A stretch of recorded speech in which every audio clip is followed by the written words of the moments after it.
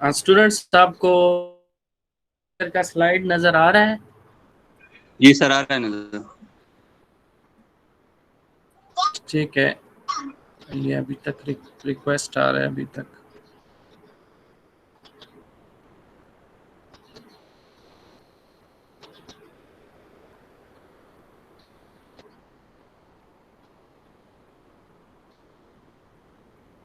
अच्छा, बिस्मिल्लाह रहमान रहीम। लेक्चर, और ये जो लेक्चर है ये भी अगेन फोर्थ लेक्चर में, अगर आपको याद हो, बेरिंग के पहले 4 मेथड बताए थे कि 4 मेथड्स है। एक है एनालिटिकल मेथड, जिसमें हमने जागी बेरिंग कैपेसिटी इक्वेशन और मेयर ऑफ या जनरल बेरिंग कैपेसिटी इक्वेशन, ठीक है, ये एक मेथड है। दूसरा मेथड था bearing capacity from correlation with field test, जिसमें हम पीटी और सीपीटी टेस्ट पढ़े और फिर उनसे बेरिंग कैपेसिटी किस तरह मालूम करते हैं वो भी डिस्कस हुआ, ठीक है, क्लियर है? तो ये 2 कंपोनेंट बेरिंग कैपेसिटी के ऑलरेडी हो चुके हैं। तीसरा जो मेथड है, थर्ड मेथड है, वो है फील्ड टेस्ट से डायरेक्ट बेरिंग कैपेसिटी डिटरमाइन करना, यूज करके। दूसरा डायरेक्ट फील्ड टेस्ट करके उससे बेरिंग कैपेसिटी मालूम करना, ठीक है।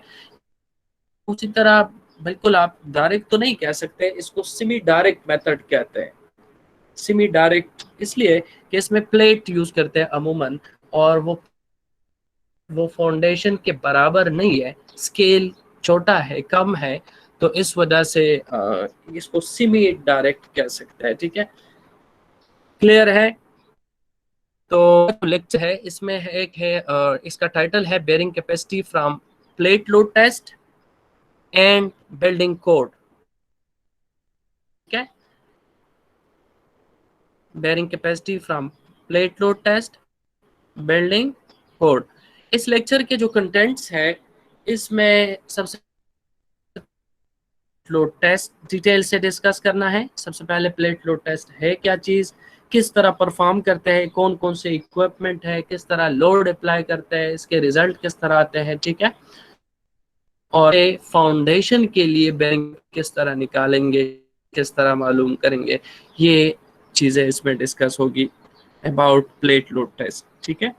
और दूसरा जो लास्ट मेथड है बेरिंग कैपेसिटी का, इसको कहते हैं प्रिजम्पटिव बेरिंग कैपेसिटी, ठीक है।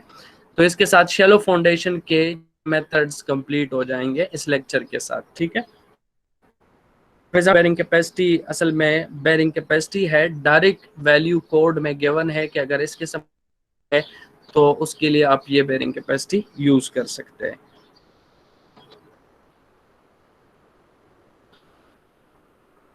Is that clear?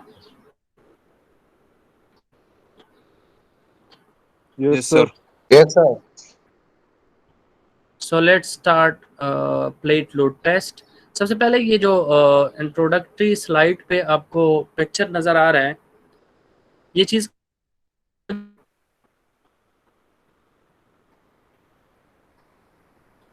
एनीवन, किसी ने plate load test operators laboratory में देखा है या उस पर टेस्ट परफॉर्म किया है? सर ये हमने नहीं किए, वो लॉकडाउन में था हमारी क्लासें। हमारे जो लेबोरेटरी है उसमें ये मौजूद है, ठीक है, प्लेट लोड टेस्ट। ये भी ये जो यहाँ पे मैंने दिया है ये भी लेबोरेटरी वाला है। कुछ फील्ड में यूज़ होता है, कुछ लेबोरेटरी में। तो लेबोरेटरी का जो है वो ज़रा सोफिस्टिकेटेड टाइप का है, खूबसूरत किस्म का है, जबकि फील्ड में थोड़ा रफ किस्म का होता है, ठीक है। बाकी चीज़ सेम है, एक ही चीज़ है, लेकिन इसमें आप ज़रा देखें इस पिक्चर में, अगर आप लोगों को नज़र आ रहा है तो इसमें एक प्लेट है सिंपल। ये जो प्लेट है आपको नजर आ रहा है, ये प्लेट राउंड शेप का प्लेट है,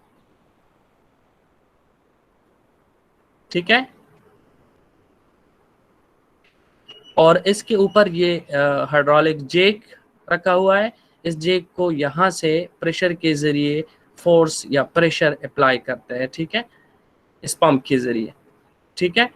और इस प्लेट के ऊपर ये जो आपको ये वॉचेस टाइप के नज़र आ रहे हैं, ये डायल गेजेस है। ये डायल गेजेस असल में यहाँ पे हम लोड अप्लाई कर रहे हैं और उस लोड की वजह से ये प्लेट जो है नीचे इंसर्ट होना शुरू करेगा, नीचे जाएगा, ठीक है। और वो जो नीचे सेटलमेंट है, वो सेटलमेंट ये गेजेस नोट कर रहा है, ठीक है। तो बाकी प्रोसीजर डिटेल से आगे पढ़ेंगे। क्राफ्ट है तो इस वजह से बताना जरूरी समझा, ठीक है।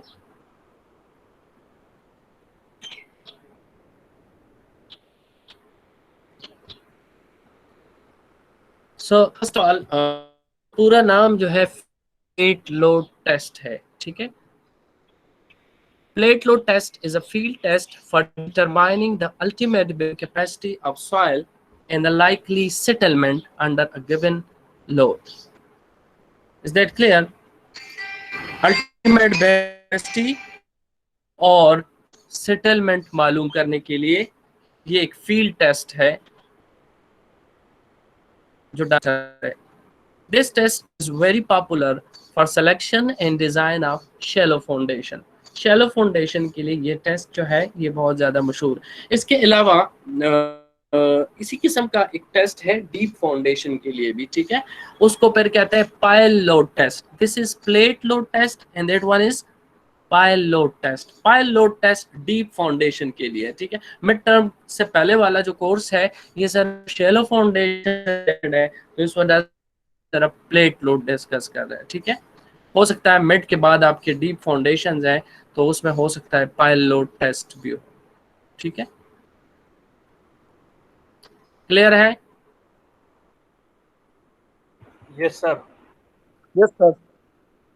total value of total value of load on plate divided by the area of steel plate give value of ultimate bearing। कि bearing capacity असल में क्या चीज है? असल में प्रेशर है। प्रेशर का मतलब है कि total load divided by the area of foundation. और यहाँ पे चूंकि प्लेट है तो इस वजह से एरिया ऑफ स्टील प्लेट, जितना लोड हमने उस प्लेट पे अप्लाई किया है डिवाइडेड बाय उस प्लेट का एरिया कितना है, ठीक है। तो that will give you ultimate bearing capacity. Test के लिए जो स्पेसिफिकेशन है, जो चीज़ें यूज हो रही है, उसके डायमेंशंस क्या है, डेप्थ कितना होगा, ठीक है, वो यहाँ पे देखें। सबसे पहले जो स्टील प्लेट जो फर्स्ट पिक्चर में आपने देखा वो किस किस्म का प्लेट था? सर्कुलर प्लेट था, ठीक है। तो इसमें याद रखें सर्कुलर प्लेट भी यूज हो सकते हैं और स्क्वायर प्लेट भी यूज हो सकते हैं, ठीक है। और इन दोनों चाहे सर्कुलर है चाहे स्क्वायर है, इनके डायमेंशंस ये है 30 सेंटीमीटर, 45 सेंटीमीटर, 60 सेंटीमीटर और 70 सेंटीमीटर, ठीक है। तो अगर सर्कुलर है तो उसका डाया ये होगा, समझ आ रहे हैं? क्लियर है? और अगर स्क्वायर है तो उसके ऑल साइड्स इन डायमेंशंस के होंगे, ठीक है।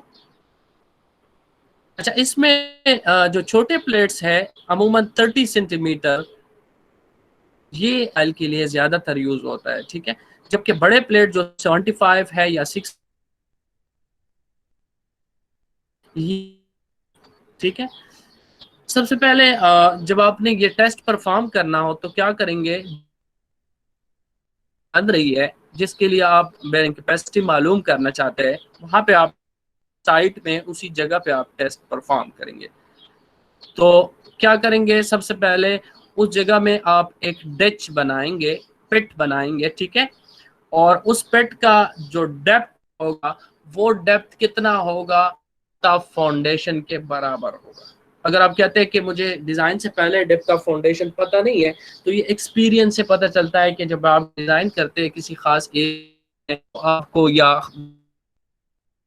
भी मौजूद है कि इस पे इतने लोड है, इस किस्म का बिल्डिंग है, ज़्यादा इंपॉर्टेंट है, कम इंपॉर्टेंट है, ये सारी चीज़ें एरिया के बारे में भी इंफॉर्मेशन है जो कि डिज़ाइन से पहले ज़रूरी है, ठीक है।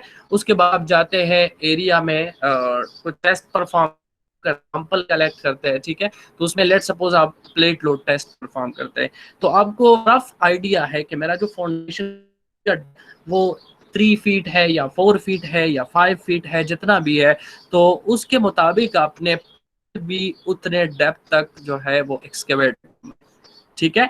और जो पेट आप जो प्लेट के लिए, इस प्लेट लोड टेस्ट के लिए बना रहे हैं, उसका विड्थ या उसके डायमेंशन क्या होने चाहिए? उसके डायमेंशन प्लेट के डायमेंशन से एटलीस्ट 4 या 5 टाइम ज्यादा होने चाहिए, ठीक है। यानी अगर ये 30 सेंटीमीटर है प्लेट, ठीक है, आप 30 सेंटीमीटर जो आप पिट बना रहे हैं उसका जो साइज होगा, जो विड्थ होगा, या अगर सर्कुलर है, डायमीटर है, ठीक है, तो वो कितना होगा? वो 5 टाइम्स सेंटीमीटर होगा, यानी 150 सेंटीमीटर आप पिट के डायमेंशन, तो उसका डेप्थ ऑफ फाउंडेशन के बराबर, और बाकी डायमेंशन जो है वो 5 टाइम या at least 4 times of the plate dimension होंगे, ठीक है। डायल गेजेस जो स्टार्ट के इमेज में मैंने आपको दिखाए हैं, ये डायल गेज वो 3 यूज करते हैं। जब भी आप टेस्ट परफॉर्म करेंगे तो एटलीस्ट आपने 3 डायल गेजेस यूज करने होंगे, ठीक है। तो अगर आपका सर्कुलर प्लेट है और उसमें आप 3 डायल गेजेस यूज कर रहे हैं, तो अगर आपको नजर आ रहा है, ये फिगर आपको नजर आ रहा है, सर्कुलर प्लेट है और इसमें सेंटर पे लोड अप्लाई हो रहा है, यहाँ पे लोड अप्लाई होगा, ठीक है। आपको नजर आ रहा है? Hello Yes, sir. Students. Yes sir. sir. तो तो आपको पता है इस सर्कल का टोटल एंगल कितना है? 360 डिग्री है।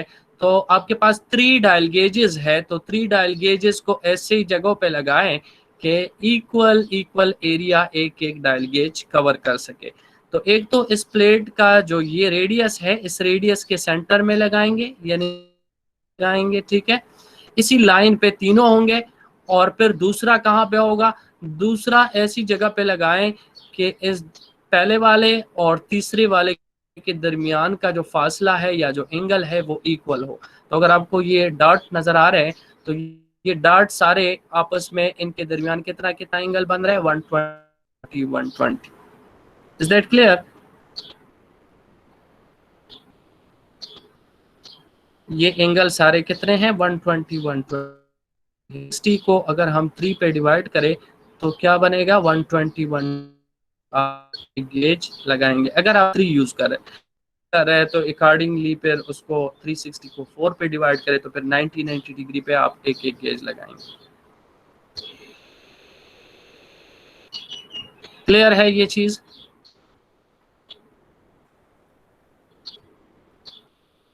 Yes sir. Hello students. अच्छा, जो सेटलमेंट रेट है ये वाला, सेटलमेंट रेट मीन जब आप लोड अप्लाई करेंगे प्लेट पे, तो प्लेट बहुत ज्यादा हैवी लोड, याद रखिए, ठीक है। तो प्लेट क्या करेगा? नीचे सेटलमेंट शुरू हो जाएगी, प्लेट इंसर्ट होना शुरू हो जाएगा जमीन के अंदर, ठीक है। तो उसका जो रेट है वो रेट कितना होना चाहिए? वो ये होना चाहिए, ठीक है।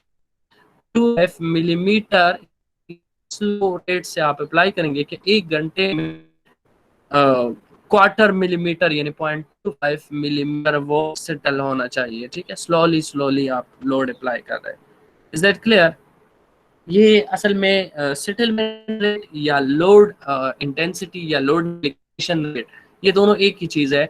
एक तरफ पे हम सेटलमेंट रेट कहते हैं, दूसरी तरफ पे हम लोड इंटेंसिटी रेट कहते हैं, ठीक है। तो लोड इंटेंसिटी रेट के मुताबिक फिर सेटलमेंट रेट भी होती है, ठीक है। अगर यही चीज़ जो मैंने अभी आपको बयान की है, इसको अगर हम यहाँ पे पिक्चर फॉर्म में देखें, तो ये देखिए, ये प्लेट यूज़ कर रहे हैं। यहाँ पे आपको अगर नज़र आ रहा है तो ये प्लेट है, नज़र आ रहा है स्टूडेंट्स? Yes sir. ये सेक्शन है, याद रखिए, ठीक है। ये सेक्शन है उस टेस्ट तमाम चीज़ों, ठीक है। ये प्लेट के डायमेंशन बीपी डायमेंशन जो प्रीवियस स्लाइड पे मेंशन हुए, ठीक है। और प्लेट के ऊपर ये गेजेस लगाए हुए गेज है, ये भी डायल गेज है, लेकिन डायल गेज का जो सपोर्ट प्लेट से दूर होना चाहिए। प्लेट के ऊपर उसका नीडल है जो हमें बता सके कि प्लेट कितना नीचे गया है, ठीक है। इसके ऊपर ये एक टेंशन पाइप है। अगर हाइड्रोलिक जैक पूरा पहुंचता है तो फिर एक्सपेंशन पाइप की ज़रूरत नहीं है, लेकिन अगर ये नहीं पहुंचता तो फिर स्टील पाइप यहाँ पे लगाएंगे ताकि ये फासला जो है उसको कवर कर सके। के ऊपर हाइड्रोलिक जैक, ठीक है, हाइड्रोलिक जैक का फिर जो सपोर्ट है, टॉप पे जो सपोर्ट है, क्योंकि हाइड्रोलिक प्रेशर देंगे तो ये एक्सपेंड होगा, ठीक है, और ये एक्सपेंशन यहाँ पे सपोर्ट है, तो एक्सपेंशन में मुख्तलिफ हो सकती है। यहाँ पे जो फिगर में दिखाया गया है वो एक स्टील गर्डर है और इस गर्डर को यहाँ से रखा गया है, ठीक है, और इसको और भी टाइट किया है, फिक्स लगाया हुआ है, ठीक है, और ये पूरा जो है ये टेस्ट पिट है। याद रखें इस टेस्ट पिट के जो डायमेंशन है 5 टाइम्स ऑफ दिस प्लेट या 4 टाइम्स ऑफ दिस प्लेट होने चाहिए। इसी चीज को अगर आप टॉप व्यू से देखेंगे, टॉप से देखेंगे तो ये इस तरह, ये प्लेट है, प्लेट का डायमेंशन कितना था, ठीक है, और पिट का डायमेंशन 5 BP होना चाहिए, ठीक है। यहाँ पे 2 गर्डर यूज हो रहा है जेक को सपोर्ट करने के लिए, और ये फिर गर्डर के सपोर्ट्स है, और ये टायरॉइड्स है किस चीज के लिए, गर्डर। हम क्लियर है स्टूडेंट्स? जी सर क्लियर है।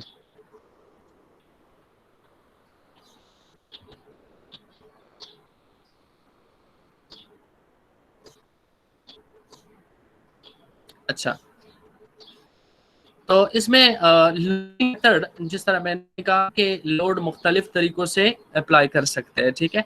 तो अमूमन जो लोडिंग मेथड्स है, एक है ग्रेविटी लोडिंग जिसको कहते हैं, दूसरा है रिएक्शन लोडिंग, ठीक है। तो ग्रेविटी लोडिंग में अमूमन अगर साइड पे आपके कुछ ब्लॉक्स है या ब्रिक है या कोई और मटेरियल मौजूद है, ठीक है, तो उस मटेरियल से भी वो लोड अप्लाई कर सकते हैं। जिस तरह आपको टॉप लेफ्ट टॉप फिगर में आपको नजर आ रहा है, यहाँ पे ब्लॉक्स या ब्रिक जो है या कहता है कि सैंड बैग्स है, ठीक है, सैंड भरा हुआ है बैग्स में, वो यहाँ पे डाल दिया है, ठीक है, और नीचे उसके हाइड्रोलिक जैक और बाकी सारी चीजें हैं, ठीक है, नजर आ रहा है? जी sir. This is an example of gravity loading. इसी तरह ग्रेविटी लोडिंग का एग्जांपल ये भी है, ये भी इसमें बैग्स में कुछ मट्टी या सैंड साइड पे मौजूद होता है, ठीक है, या सीमेंट बैग्स बाज़ औक़ात यूज़ करते हैं, वो उसके ऊपर डंप करके वो लोड, उससे आप लोड अप्लाई करते हैं, या सिंपली आप कह दें कि जेक आप सपोर्ट करते हैं, ठीक है। या बाद सिचुएशन में स्टील गर्डर होता है इस तरह, ये स्टील गर्डर है, ये उसके टायर रॉड्स है जो उसको बांधते हैं मजबूती से, ठीक है, और ये वो सपोर्ट है।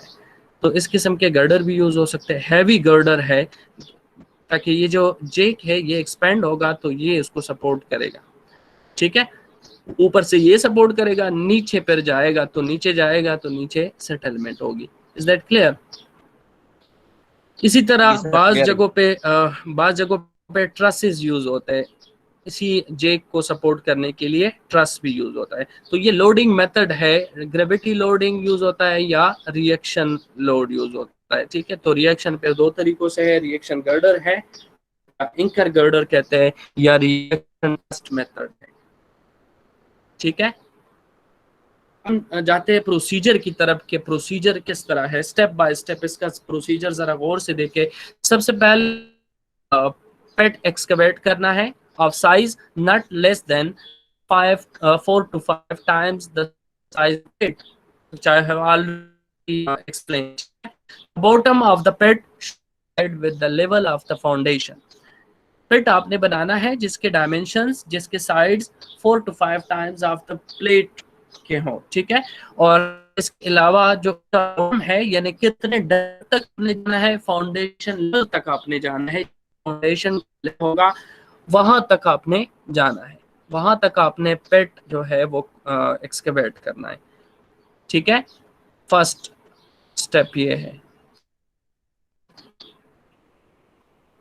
सेकंड में table is on the level of the foundation, carefully and keep it at foundation.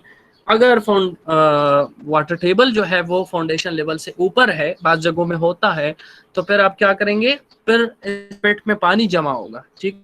तो फिर आपने क्या करना है, पानी को पंप आउट करना है, पानी के लिए पंप लगाना है, पेट से पानी निकालना है, ठीक है।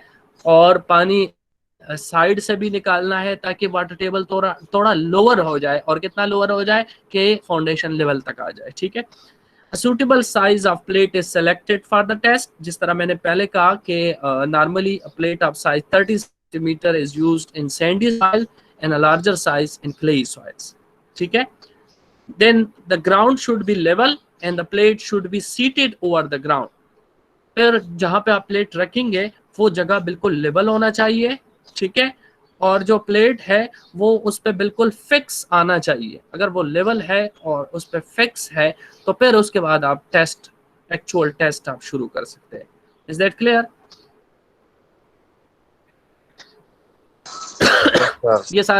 ये सारे पॉइंट्स क्लियर हैं?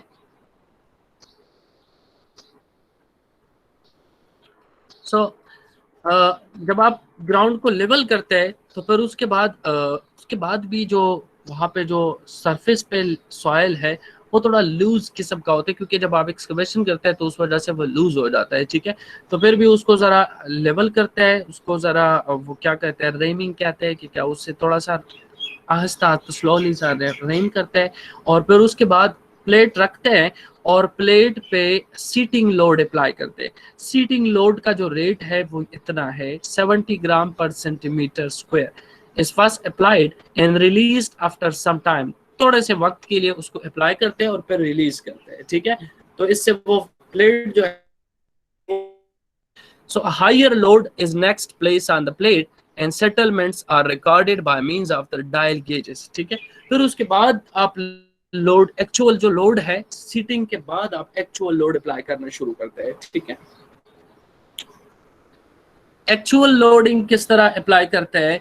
एक्चुअल लोडिंग आप इंटरवल में अप्लाई करेंगे। फॉर एग्जांपल आप लेट सपोज 10 टन आप पहले अप्लाई करते हैं, या 5 टन अप्लाई करते हैं, ठीक है, या 1 टन अप्लाई करते हैं। तो 1 टन अप्लाई करके उसको कुछ वक्त के लिए छोड़ेंगे, ठीक है, 1 आवर के लिए, 2 आवर के लिए, ठीक है। फिर उसके बाद 2 टन, फिर 4 टन, फिर 8 टन, इस तरह आहिस्ता आहिस्ता इंक्रीज करते जाएं, और टाइम के साथ इसको उसी तरह टाइम, जिस तरह हम कंसोलिडेशन टेस्ट परफॉर्म करते हैं, सिंपल एग्जांपल वो किया कंसोलिडेशन टेस्ट। हेलो स्टूडेंट्स,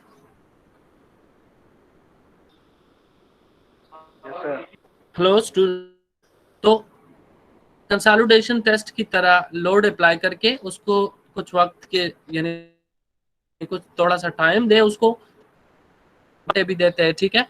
और फिर उसके बाद आके क्या आप मेजर करें, सेटलमेंट, उस प्लेट की सेटलमेंट आप चेक करें गेजेस में, डायल गेजेस से रीड करें, ठीक है। Observations on every load increment shall be taken until the rate of settlement is less than 0.25 metre per our.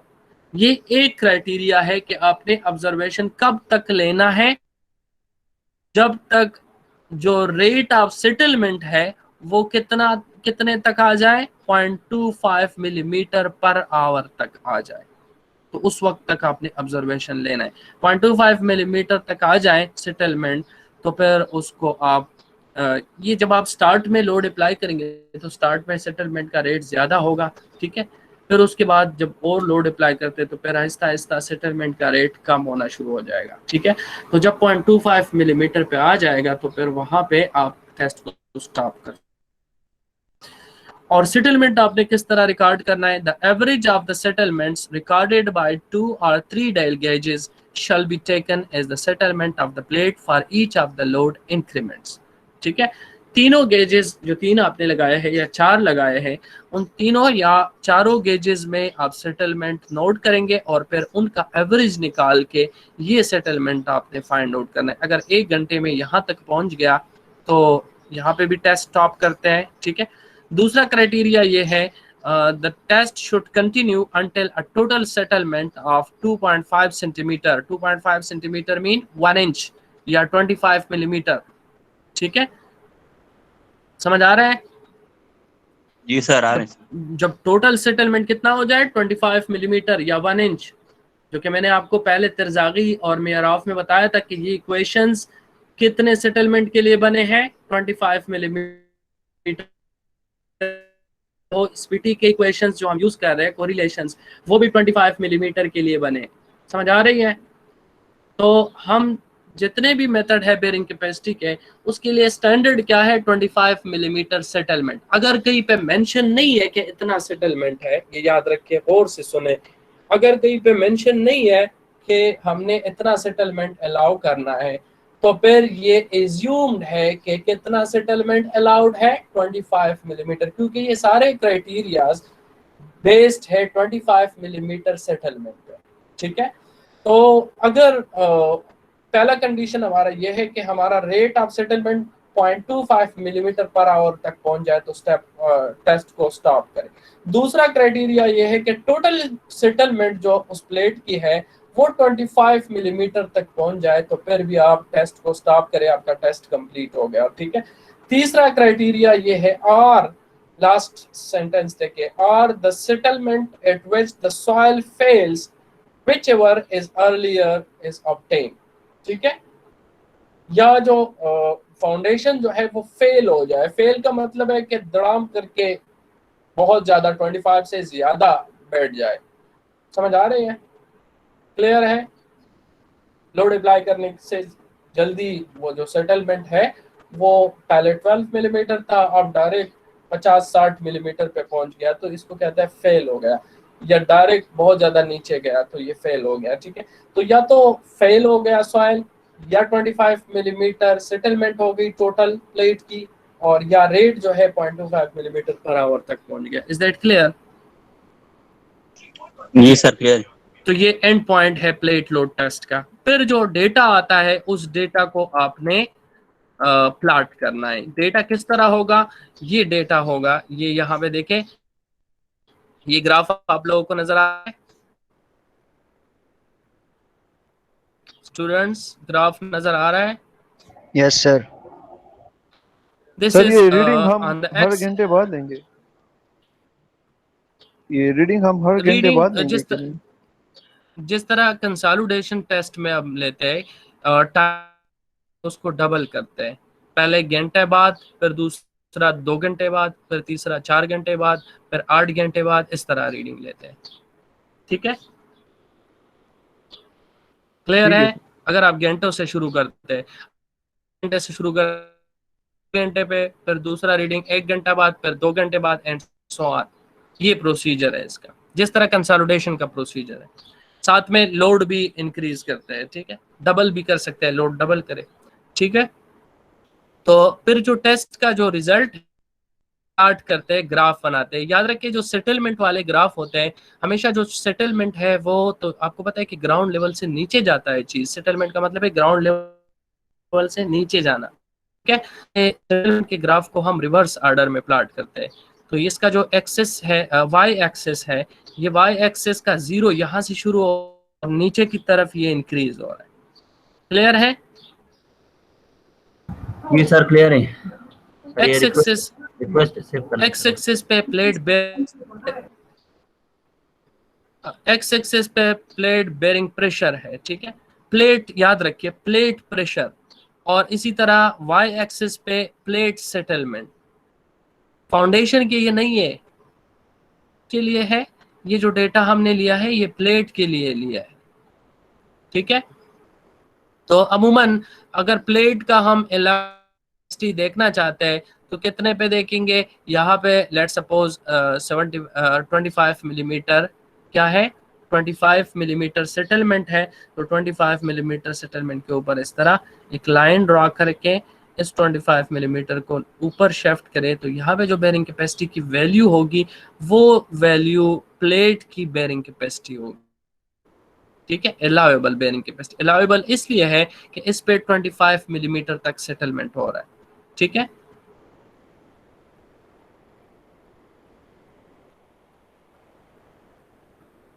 Is that clear? जी sir clear. Yes sir. Now अब इससे आपने क्या करना है, इससे आपने बेरिंग कैपेसिटी मालूम करना है। किस चीज़ के लिए? ये टेस्ट तो हमने परफॉर्म किया, हमें तो प्लेट की बेरिंग कैपेसिटी की ज़रूरत नहीं है, हमें तो फाउंडेशन की बेरिंग कैपेसिटी चाहिए कि फाउंडेशन की बेरिंग कैपेसिटी क्या होगी। रियल फाउंडेशन के जो डायमेंशंस है वो लार्जर देन द प्लेट है। क्लियर है?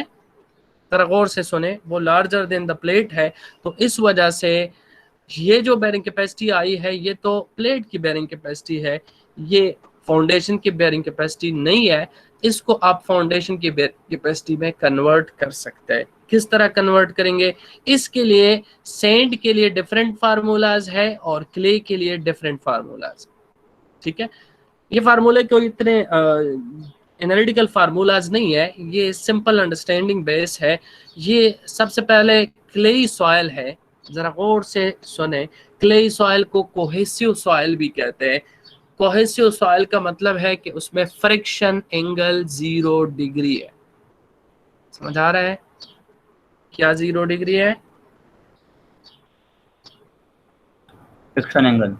एग्जैक्टली अगर फ्रिक्शन एंगल 0 डिग्री है तो अब दोनों इक्वेशन जो मैंने इससे पहले आपको पढ़ाए थे, तिरज़ागी बेरिंग कैपेसिटी इक्वेशन और Meyerhof bearing capacity equation, दोनों में तीन तीन टर्म्स है। फर्स्ट टर्म CNC वाला जो टर्म है ये कोहिजन का टर्म है, और बाकी जो दो टर्म है QNQ और half gamma in B gamma N gamma sorry, वो क्या है? ये लास्ट टू टर्म यानी second term and third term, ये दोनों डिपेंड करते हैं किस चीज पे? फाई की वैल्यू पे। अगर फाई की वैल्यू 0 है तो ये दोनों टर्म 0 हो जाएंगे, और कोहेसिव सॉइल के लिए बेरिंग कैपेसिटी सिर्फ एक टर्म रह जाता है, CNC। क्लियर है ये चीज? जी सर क्लियर है।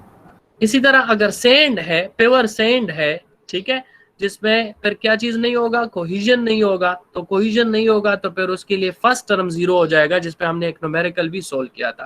फर्स्ट टर्म 0 हो जाएगा, ठीक है। बाकी सिर्फ दो टर्म रह जाएंगे सैंड के लिए, ठीक है। अच्छा, अब क्ले के लिए बेरिंग कैपेसिटी यहाँ पे क्या लिखा है कि QU यानी ultimate bearing capacity of the footing will be equal to what? Ultimate bearing capacity of the plate। जो प्लेट की बेरिंग कैपेसिटी आई है यही बेरिंग कैपेसिटी फुटिंग की भी है। क्यू के क्ले के लिए बेरिंग कैपेसिटी जो है वो सिर्फ क्ले के लिए बेरिंग कैपेसिटी सिर्फ और सिर्फ कोहिजन पे डिपेंड करता है, बी पे डिपेंड नहीं करता। बी आप जानते हैं फाउंडेशन का जो डायमेंशन है, विड्थ ऑफ फाउंडेशन, क्योंकि विड्थ ऑफ फाउंडेशन आपने देखा है वो कौन से टर्म में है? थर्ड टर्म में है, ठीक है। और थर्ड टर्म तो आपको पता है कि क्लेई सॉइल में ऑलरेडी 0 हो गया, ठीक है। अगर वो 0 हो गया तो इसका मतलब है कि क्लेई सॉइल में विड्थ ऑफ फाउंडेशन पे डिपेंड नहीं करता। तो इस वजह से जो प्लेट चाहे छोटा है चाहे बड़ा फाउंडेशन है, बेरिंग कैपेसिटी सेम लेवल पे सेम होगी। Is that clear? जी सर क्लियर है। तो प्लेट का डायमेंशन छोटा है, उसकी जो बेरिंग कैपेसिटी है वो बड़े फाउंडेशन के लिए भी वही बेरिंग कैपेसिटी है, ठीक है। तो QU of the plate is equal to QU of the footing. Second चीज है सेटलमेंट। सेटलमेंट पर डिपेंड करती है, सेटलमेंट के अपने फार्मूलाज है, वो डिपेंड करती है फाउंडेशन के एरिया पे। फाउंडेशन का एरिया ज्यादा है, डायमेंशन बड़े हैं, तो फिर अकॉर्डिंगली सेटलमेंट भी ज्यादा होगी, ठीक है। और फाउंडेशन का एरिया कम है और तो अकॉर्डिंगली यानी उस पर डिपेंड करती है, ठीक है। तो वो आपने क्या करना है, वो आपने इस फार्मूले से कन्वर्ट करना है। यहाँ पे S जो है ये सेटलमेंट के लिए है और सबस्क्रिप्ट में लिखा है फुटिंग की। ये किस चीज के बराबर होगी? Settlement of the plate multiply bye width of the footing divided bye width of the plate, या विड्थ, या अगर सर्कुलर है तो फिर यहाँ पे D यूज करेंगे, या उसको भी B लिख सकते हैं, लेकिन वैल्यू आपने डायमीटर की पुट करनी है, ठीक है। क्लियर है? क्ले के लिए फार्मूलाज क्लियर है। सैंड के लिए चूंकि डिपेंड करता है, बेरिंग कैपेसिटी डिपेंड करता है विड्थ ऑफ द फाउंडेशन पे भी, ठीक है। थर्ड टर्म भी इसमें है सैंडी सॉइल में, तो इस वजह से उसकी जो बेयरिंग कैपेसिटी है क्यू यू यानी ultimate bearing capacity of the footing is equal to ultimate bearing capacity of the plate multiply by B of the footing divided by B of the plate. जिस तरह clay में settlement का formula है उस तरह sand में bearing capacity का formula है। और सैंड में जो सेटलमेंट का फार्मूला है वो थोड़ा सा कम्प्लेक्स है लेकिन याद करने में बहुत आसान है। Settlement of the footing is equal to settlement of the plate, ठीक है, मल्टीप्लाई बाय होल स्क्वायर है इस ब्रैकेट के अंदर पे क्या है B footing multiply by B plate plus 30.3। ये बाज लोग 30.3 यूज कर रहे हैं, बाज लोग 30.43 यूज कर रहे हैं, तो इतना फर्क नहीं है 30.3 हो 30.4 हो, बाज लोग 30.5 यूज कर सकते हैं, ठीक है। तो मैंने यहाँ पे सिर्फ 30.3 वाला फार्मूला लिखा है, तो ये आप यूज किया करें, ठीक है। क्लियर है?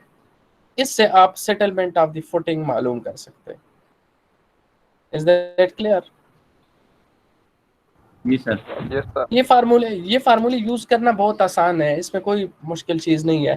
लेट सपोज आप कहते हैं कि यहाँ पे 25 millimetre settlement of the plate है, ठीक है, तो ये कितने लोड पे हुआ है, इतने लोड पे हुआ है, ठीक है। प्लेट की ये लोड या प्रेशर या बेयरिंग कैपेसिटी ये है, ठीक है। तो इस बेयरिंग कैपेसिटी के लिए हमारा जो एक्चुअल फुटिंग है उसकी क्या सेटलमेंट होगी इतने बेयरिंग कैपेसिटी के लिए, ठीक है। तो इतने बेयरिंग कैपेसिटी के लिए वो आप इस फार्मूले से मालूम करें, सिर्फ यहाँ पे डायमेंशंस पुट करने हैं, ठीक है। इसी तरह बेयरिंग कैपेसिटी का भी कैसा है, ठीक है। आगे इस पे एग्जाम्पल भी है, उससे और भी क्लियर हो जाएगा।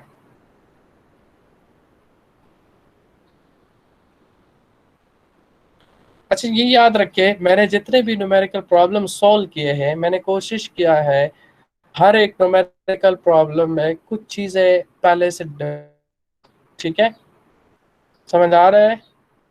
और मेरी हमेशा यही कोशिश होती है कि तमाम चीजें, क्योंकि न्यूमेरिकल प्रॉब्लम में आप इस तरह के कि हजारों चीजें होती है, ठीक है, बहुत सारे चीजें हैं जिसको आप वेरी कर सकते हैं, ठीक है। डायमेंशन वेरी करे, लोड वेरी करे, ठीक है, डेप्थ ज्यादा करे, बी कम करे, बी ज्यादा करे, ठीक है, फाई ज्यादा करे कम करे, सी ज्यादा करे कम करे, वाटर टेबल को ऊपर नीचे करे एंड सो ऑन। इस तरह ये यहाँ पे एग्जांपल्स है, ठीक है। तो मैं कोशिश करता हूँ मैक्सिमम चीजें कवर करने की, ठीक है।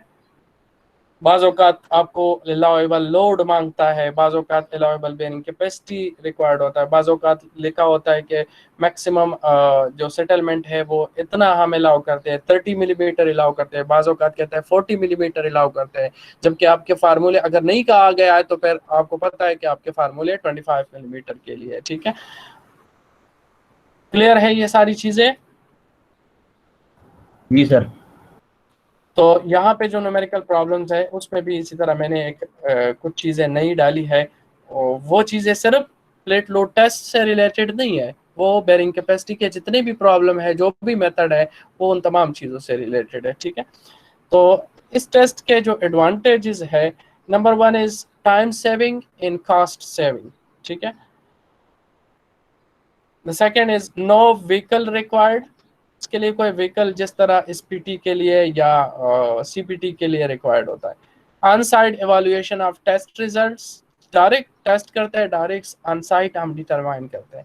इजी टू हैंडल है, रिलायबल एंड प्रिसाइज है। ये अगर गौर करें तो इन तमाम मेथड्स में जो सबसे ज़्यादा एक्यूरेट लगता है वो ये है, प्लेट लोड टेस्ट, ठीक है।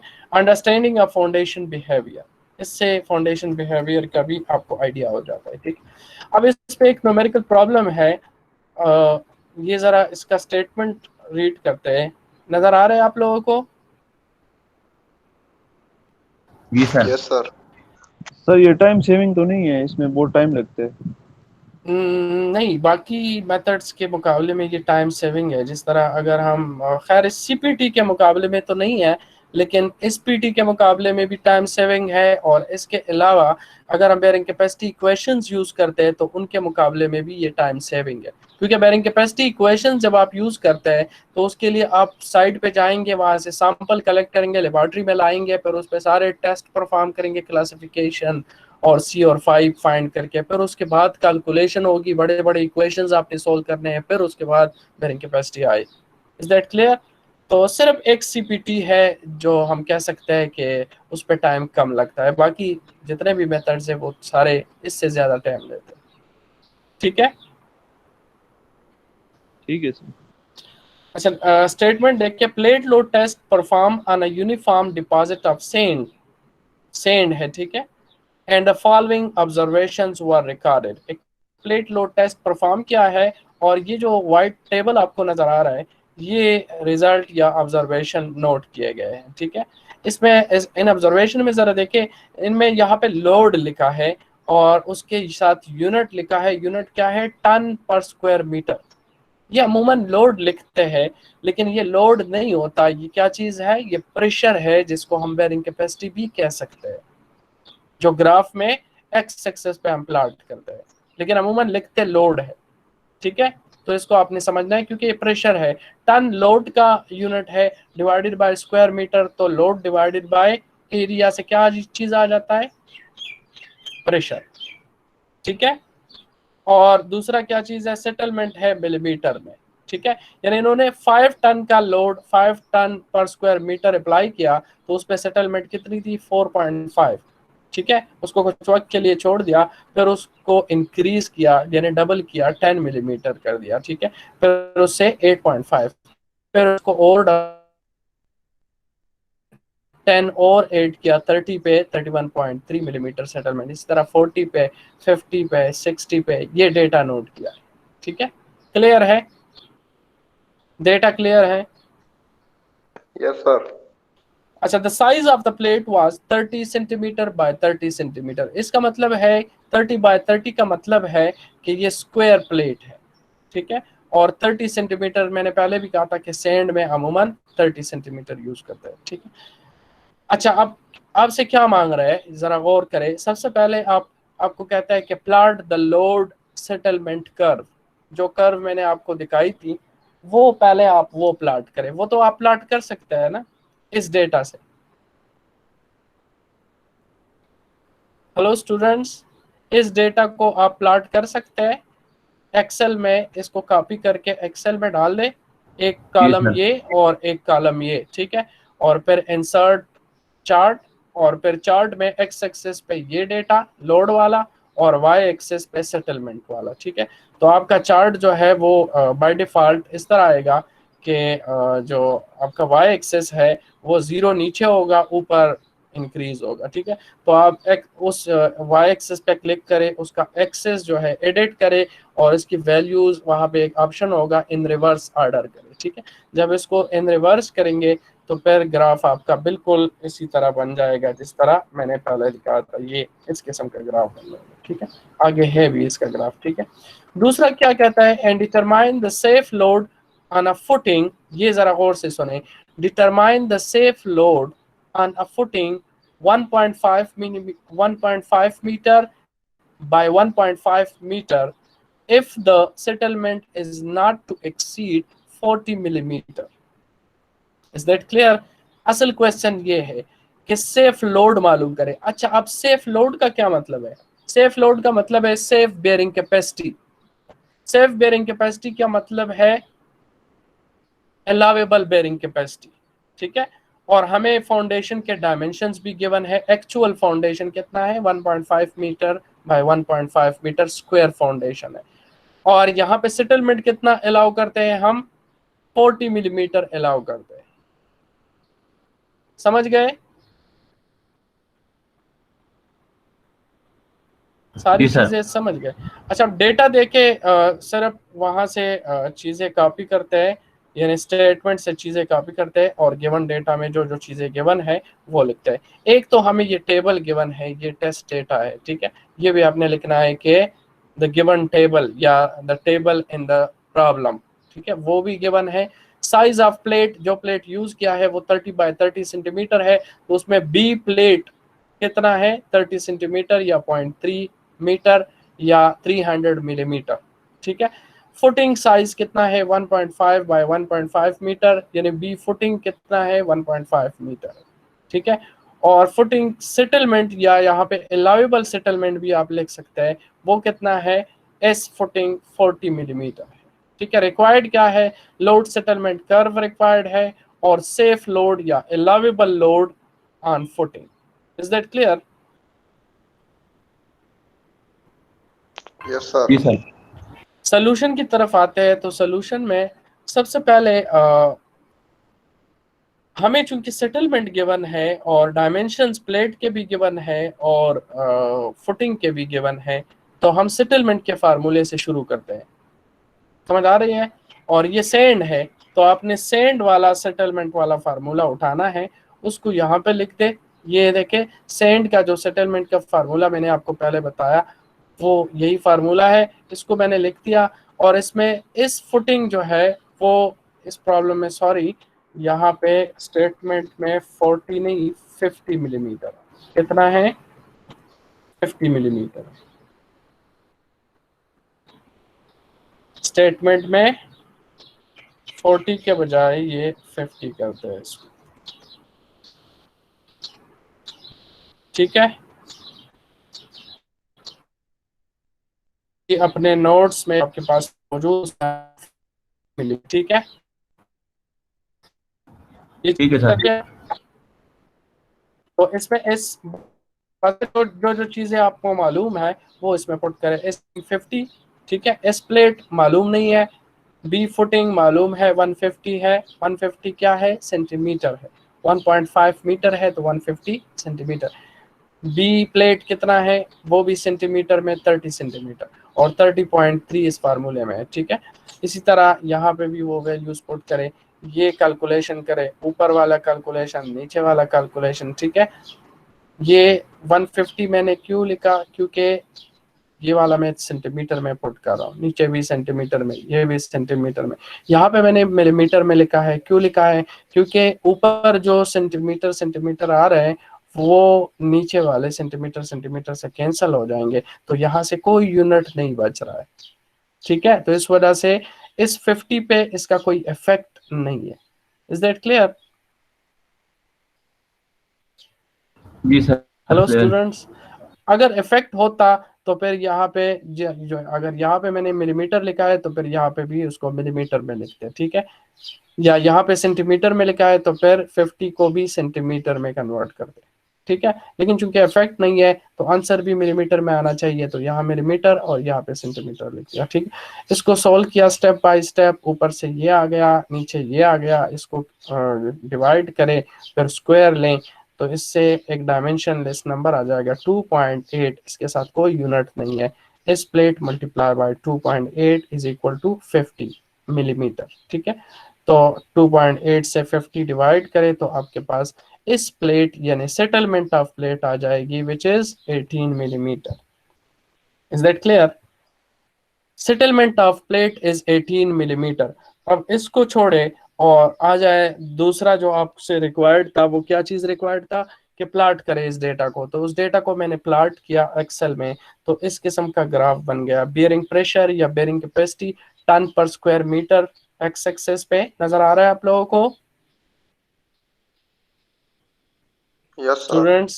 और जी सर। सेटलमेंट जी सर।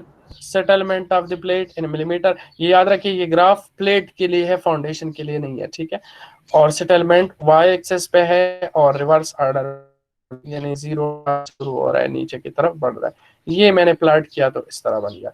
अब इस ग्राफ में ये कहता है कि अगर आप चाहते हैं कि फाउंडेशन 50 मिलीमीटर तक उसमें सेटलमेंट आप अलाउ करते हैं, तो प्लेट में कितनी आप अलाउ करेंगे, प्लेट में आप 18 मिलीमीटर अलाउ करेंगे।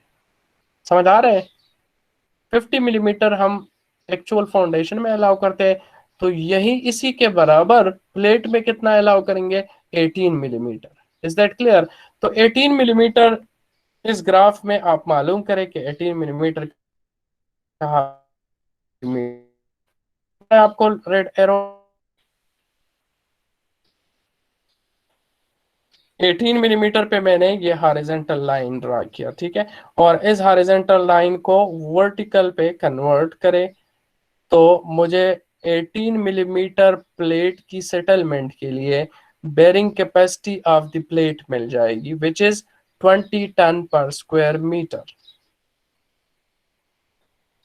ठीक है। From pressure settlement curve QU of the plate is equal to 20 ton per square metre. ये किसी को समझ नहीं आया? शाबाश। Anyone? Students? Clear sir. Clear है? जी sir. 20 ton per square metre हमें ultimate bearing capacity of the plate मिल गया। कितने सेटलमेंट पे? जब प्लेट सेटल हो 18 मिलीमीटर, ठीक है। और ये 18 मिलीमीटर सेटलमेंट प्लेट की एक्चुअल फाउंडेशन की कितने सेटलमेंट के बराबर है? 50 मिलीमीटर सेटलमेंट के बराबर। Is it clear? Now QU of the footing किस तरह होगा? QU ऑफ द फुटिंग अब मालूम करें। QU ऑफ द फुटिंग का सेंड का फार्मूला है QU of footing is equal to QU plate multiply by B footing by B plate, ठीक है। तो इसमें सारी वैल्यूज मालूम है। QU प्लेट आपके पास 20 आ गया, B फुटिंग 1.5 मीटर है और B प्लेट 30 सेंटीमीटर या लेंगे तो इससे ultimate bearing capacity of the footing आ जाएगी, जिसमें याद रखे जिसमें हम कितना अलाउ कर रहे हैं settlement? 100 ton per square metre तो फुटिंग का अल्टीमेट बेरिंग, लेकिन इसमें हम कितना अलाउ कर रहे हैं सेटलमेंट? 50 मिलीमीटर। एग्जैक्टली 50 मिलीमीटर हम इसमें अलाउ कर रहे हैं। अब रिक्वायर्ड क्या है? रिक्वायर्ड है safe load. Safe load mean allowable load allow करेंगे, समझ आए? वो आपने फिर किस तरह मालूम करना है? तो उसके लिए आप सबसे पहले अलाउएबल बेरिंग कैपेसिटी मालूम करें। तो अलाउएबल बेरिंग कैपेसिटी आपको पता है कि वो किस चीज के बराबर है? Ultimate bearing capacity by factor of safety. यहाँ पे मैंने फैक्टर ऑफ सेफ्टी अपनी तरफ से यूज किया है, कितना? 3, ठीक। याद रखे फाउंडेशन में या 2.5 से तो कम नहीं होना चाहिए। मैंने पहले भी कहा था कि बेरिंग कैपेसिटी के प्रॉब्लम में 2.5 से कम नहीं होना चाहिए। 3, 2.5, 4, 5 तक भी बाज यूज SPT और CPT में है, क्योंकि वो ज्यादा रफ टेस्ट है SPT और CPT, तो उस वजह से उनमें 5 तक bearing capacity factor of safety use करते हैं। तो यहाँ पे मैंने ये अपनी तरफ से यूज किया है, कितना फैक्टर ऑफ सेफ्टी? 3। तो बाज़ औक़ात अगर आपको पता हो, आपके पेपर के ऊपर लिखा होता है कि assume any missing data, assume missing data,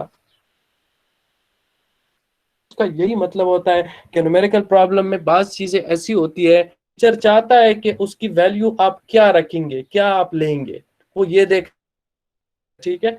तो इस वजह से वो वैल्यू आपको न्यूमेरिकल प्रॉब्लम में नहीं देते, तो फिर उसके बारे में मैसेजेस या क्वेश्चन ना पूछ कि क्या वैल्यू लिखे, ठीक है। अगर टीचर ने नहीं लिखा है तो उसका यही मतलब है कि वो आप लोगों को देखना चाहता है कि आप कौन सी वैल्यू सेलेक्ट करेंगे, ठीक है। तो फिर आप न्यूमेरिकल प्रॉब्लम में यहाँ पे आप लिख सकते हैं कि assume factor of safety equal to 3, factor of safety equal to 3 यहाँ पे पुट करें तो अलाउएबल बेरिंग के आ जाए 3.33 टन पर स्क्वायर मीटर। ये पॉइंट समझ गए? जी सर, क्लियर। Yes sir. ये वो सारे Clear है। पॉइंट्स हैं जो मैंने आपको,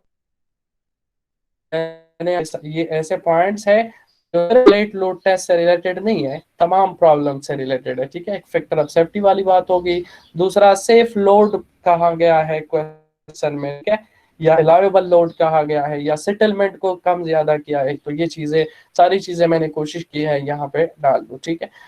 अच्छा, एंड सेफ लोड का मतलब अलाउएबल लोड, ठीक है। और लोड तो डायरेक्ट नहीं, लेकिन आप जरा बेरिंग कैपेसिटी के कंसेप्ट को देखें। बेरिंग कैपेसिटी क्या चीज है? को छोड़े, बेरिंग कैपेसिटी है चीज, प्रेशर है। प्रेशर का मतलब है load divided by area, load divided by तो अलाउएबल बेरिंग को QA कहते हैं is equal to allowable load यानी सेफ लोड, ठीक है, divided by area of that. Clear?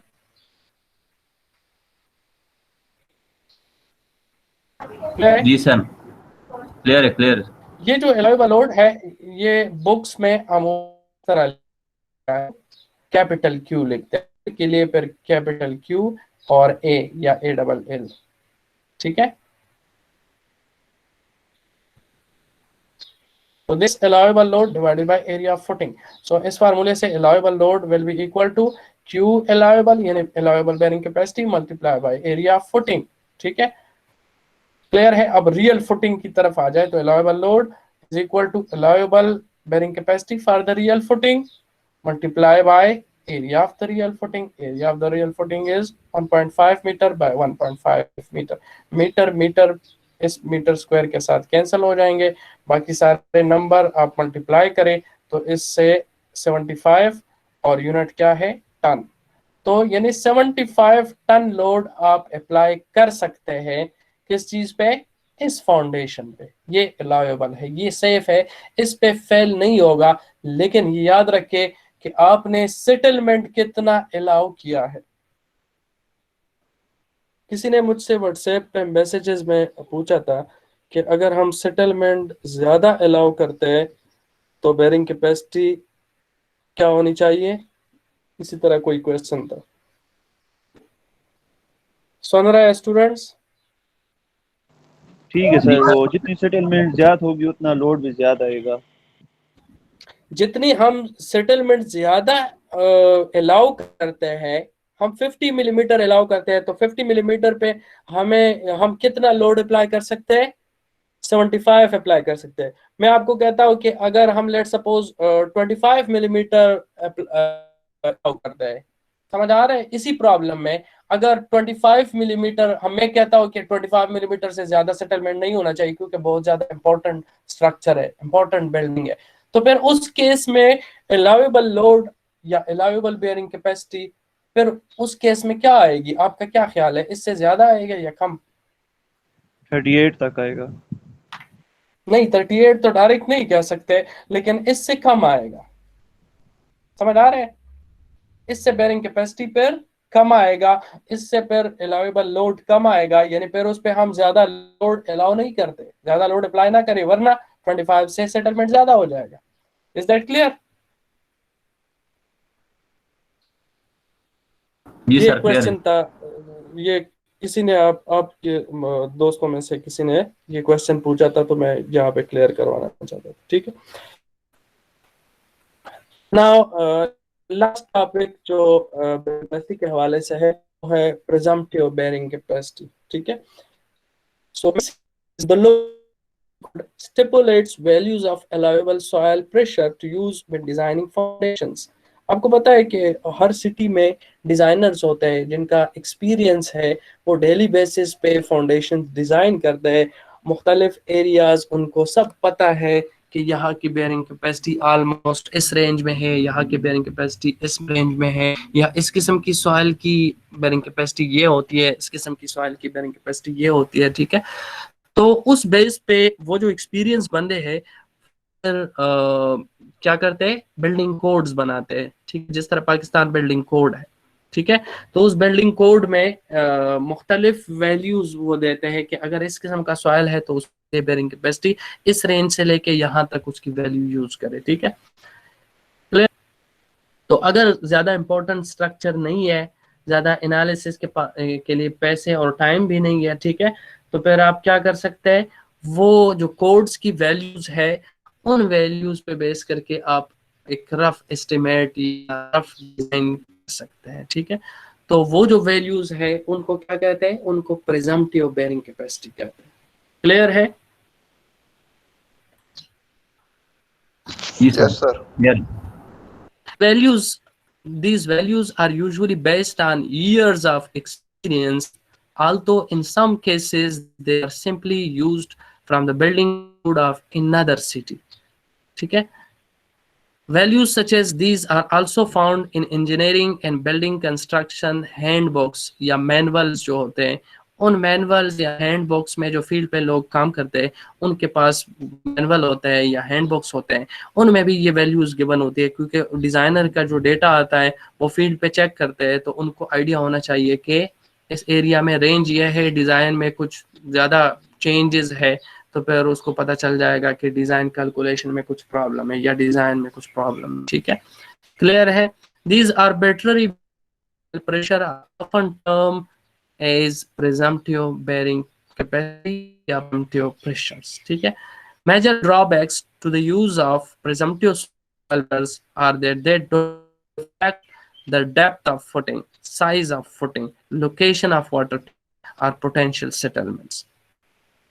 ये सारी है जो मैंने पहले भी बताई है कि इनमें से एक चीज या सारे हम चेंज करते हैं तो इससे बेरिंग कैपेसिटी चेंज होती है, डेप्थ ऑफ फुटिंग से, साइज ऑफ फुटिंग से, लोकेशन ऑफ वाटर टेबल से, या अगर हम सेटलमेंट की जो लिमिट है उसको कम ज्यादा करते हैं तो इससे बेरिंग कैपेसिटी की वैल्यू कम ज्यादा होती है। लेकिन ये जो वैल्यू गिवन है इनमें इन वैल्यूज में ये सारे फैक्टर नहीं देखे जाते क्योंकि वो एक्सपीरियंस बेस्ड है। तो ये भी हो सकता है कि एक फाउंडेशन 3 मीटर है, दूसरा 5 मीटर है, तीसरा 10 मीटर पे है। ठीक है, इस तरह हर चीज है, लेकिन उसके जहन में एक रफ आइडिया बन रहा होता है।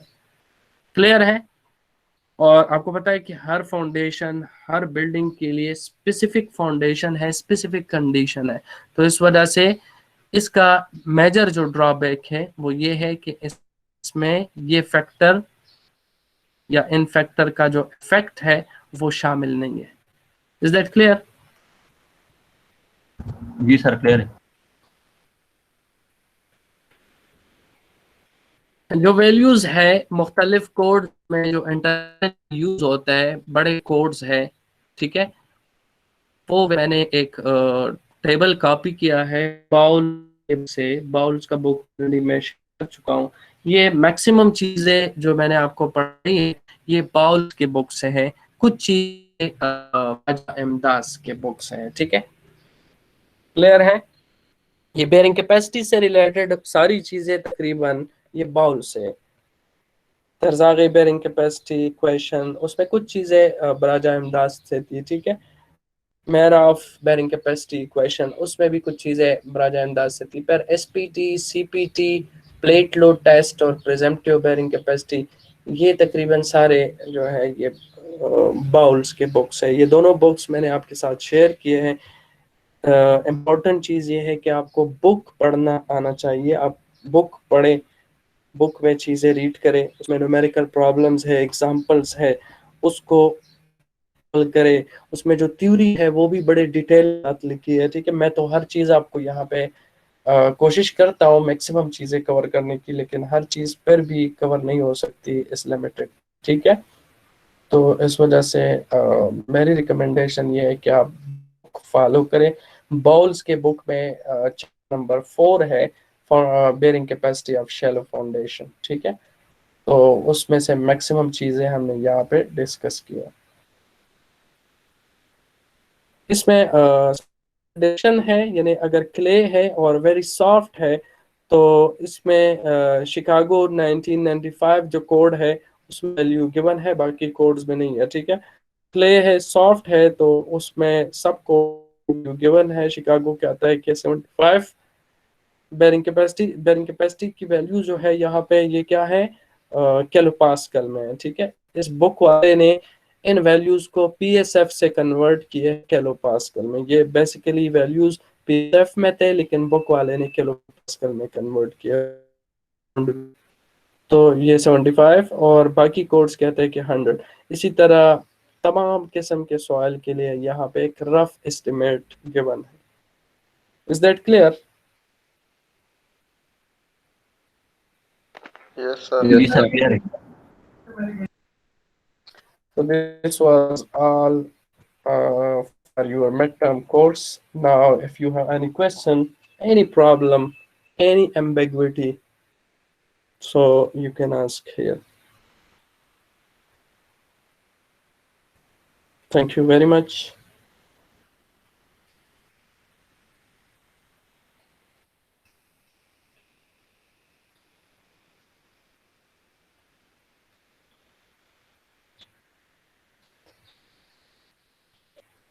क्वेश्चन अगर नहीं है, सर स्टूडेंट्स क्लियर है। ने रजिस्ट्रेशन नहीं लिखा है, रजिस्ट्रेशन और आप लीव कर सकते हैं। ठीक, जो कोर्स था मिड टर्म का कोर्स आपका कंप्लीट, और मिड टर्म का पार्ट मेरा और चेयरमैन साहब का। ठीक है, तो ये कंप्लीट। इसके बाद का जो पार्ट है